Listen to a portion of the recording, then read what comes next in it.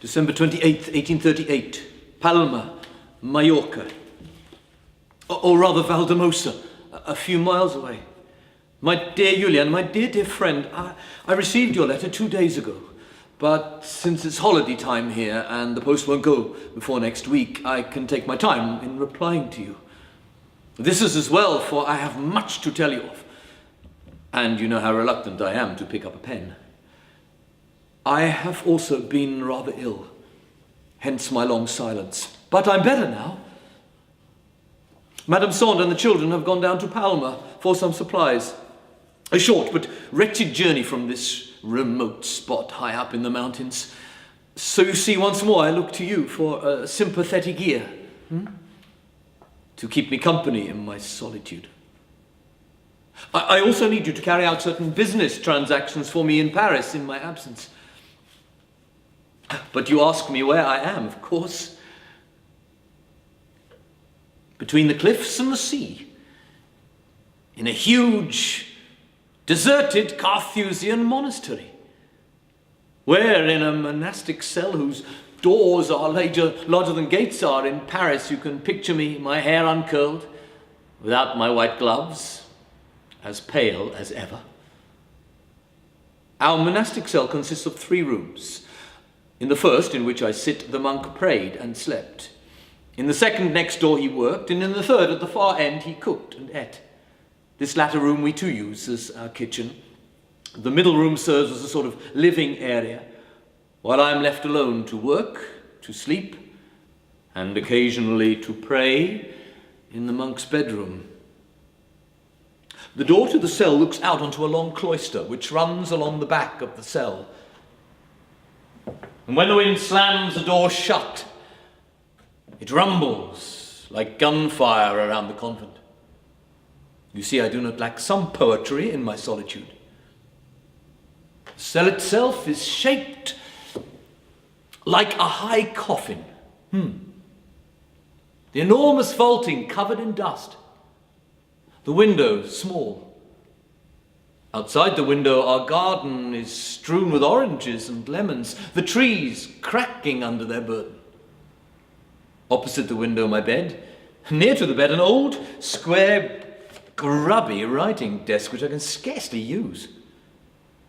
And also player's piano, the one he has sent me up from Paris, which has been languishing in the Majorcan customs for weeks, but which is in good condition, considering its long and arduous journey up here to the monastery on the back of a mule.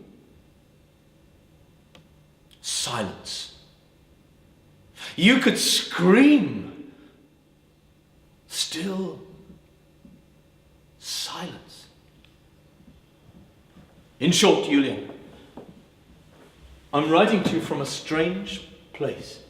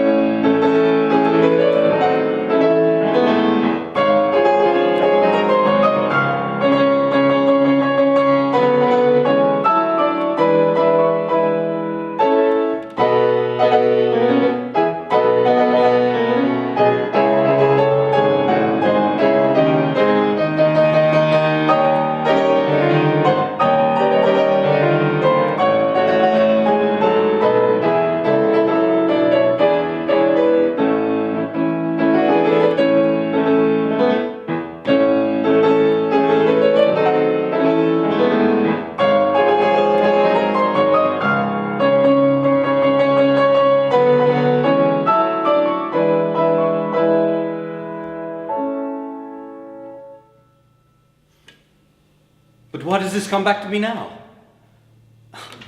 Why do I write such Polonaise now, here, 1,000 miles from Poland? But then, I'm always homesick at Christmas, Julian. You too, I think. Homesick for our Poland.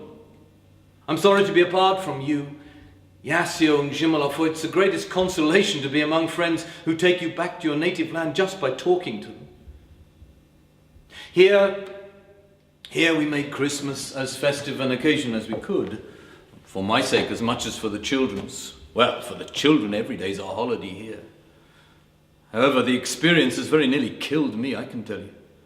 Had it not been for Georges' devotion, her tireless nursing, and my faith that she could pull me through, I'd have given up. I'd have died in this God-forsaken monastery. Forsaken by God, forsaken by the monks. Oh, but they've left their ghosts behind. Yes. Yes, a very tall, dark old man stalks the cloisters at night.